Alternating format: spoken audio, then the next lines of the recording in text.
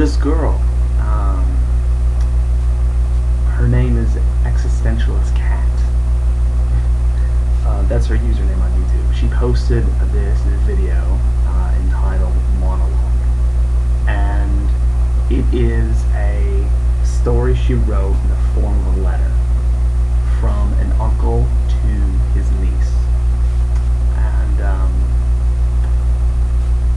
just gonna check my audio settings here. I haven't made a video in a while. Let's see, microphone volume. Yeah, I haven't made a video in a while. I actually have posted a lot of political videos that I made last year, June, July of last year, and I meant to post them then. I just didn't have time. I was really busy, and I guess I posted them like 6 months late. But if anyone noticed, my channel actually started with a bunch of political videos. I had a YouTube account already, but I thought that was a good time to go ahead and use that to post videos I was taking. I was traveling around the country and following political candidates, so I decided to take those videos and go ahead and put them on YouTube, and that's how my channel really started, with stuff. And then I started one with me giving commentary on things, and then during my week break here, I have which got a haircut, in case you haven't noticed. Received a lot of comments about that. Well, both on YouTube and around here. But yeah, having short hair like here and back here is nice, but I kind of like it long still, not short. Anyway, back to the political stuff. So during my break, I posted those overdue videos, political videos, and so I started with that stuff. This politician Ron Paul, and I had maybe 3 subscribers, and I started posting videos like these. I have received many more views, and I have perhaps around 40 subscribers now. So posting more political videos during the break probably wasn't the best thing to do, but I really want those there. I mean, those are maybe more for me than anybody else. Kind of document my stuff. I think it's kind of unique that I can do that. My parents at my age, couldn't do that in the same way, same form. So I think that's pretty cool. And then there's that whole sharing element involved, which I've talked about in my earlier videos and I'm not going to go into now. Anyway, so I was there with back to the intent. This video is about is existentialistcat and her video that she made. She read. She gave a reading of this letter she wrote. I'm going to post a text of this in this video description. I had to transcribe it, and I'm sorry to you, I'm sorry, because I know that it's a transcription, so information is lost, or like the way I'm interpreting your story coming out of your mouth in my head onto my laptop may not be the way you intended people to read it. So just to make that, make people aware of that, this is my transcription. I only did it because it's easier for me to interpret something or to gain a better understanding of something when I'm reading it. Just me listening to it is not gonna happen. So I went ahead and I typed it out, and then I took it from there. So instead of just reading it, I mean, she already read it, and I think she did a great job. So I actually posted this video in response to hers, so please go see hers and listen to that. But also, I'll go ahead and type it there, or post what I typed there in the description, so you can read it as well, if you're kind of like me and want to do that. But so actually, I'm gonna bring this up now. Okay, so yeah, this letter it begins off says, "Dear Claire," and that's from the uncle to his niece. This story to me, my conclusion after reading it, is that this letter described a man, an uncle, with a seemingly warped point of view on everything.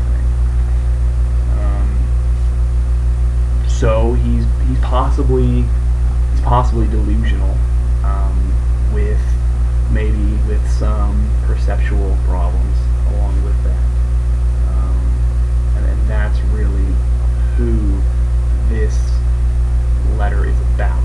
The letter is from the uncle to the niece, but you learn a lot about the uncle. It starts off, and he's kind of, maybe there's a bit of paranoia mixed in there too. He starts off and he says, look, this is going to be maybe the last letter I'm ever going to write. And he starts talking about a guy who might kill him. He kind of jumps from that intro to asking his niece, hey, did you ever find peace with yourself? I haven't quite grasped that yet. But he goes on to say, I know you wanted to write a novel. And I thought this was a key bit of information here. This kind of adds to the whole delusion theory, is that he says, if you, let's see here, yeah, if you had written a novel, it'd probably be a bestseller by now. And, he could have said that in a form of a compliment, which maybe many people do that. They're like, oh, well, you should start playing guitar because, man, in 5 years you're gonna be like, whew, top 10. So it could have been like a compliment, kind of like that, just the way, some relatives give. But it also could have been more than that. It could have added to, this could be information to add to that case to build of him being a little nuts. So you go on. He describes this environment, the trees, which I think maybe that means he's in California, going south to Mexico.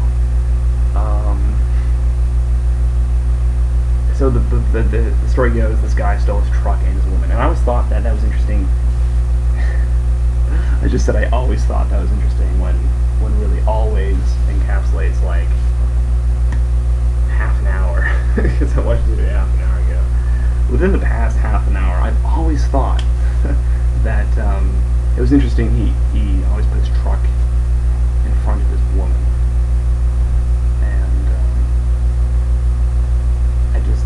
and then later on he refers to his ex-wife as, I believe, crazy. I believe that's what he go ahead and double check that. Yeah, crazy ex-wife.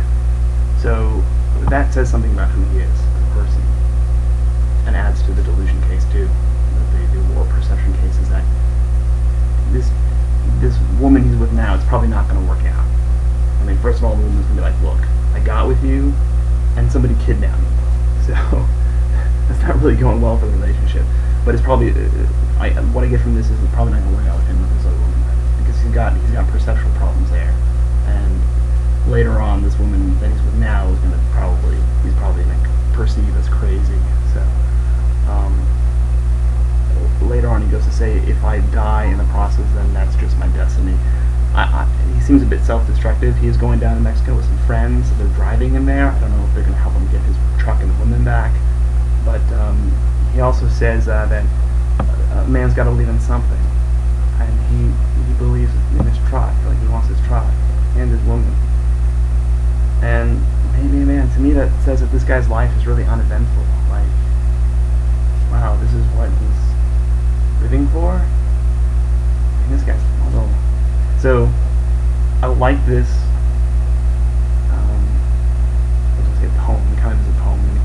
I like this letter because it gives me insight into this person's state of mind, or a person's state of mind, who values an object over his significant other, and also who seems to, his whole life revolves around this object as well. This is his purpose, right?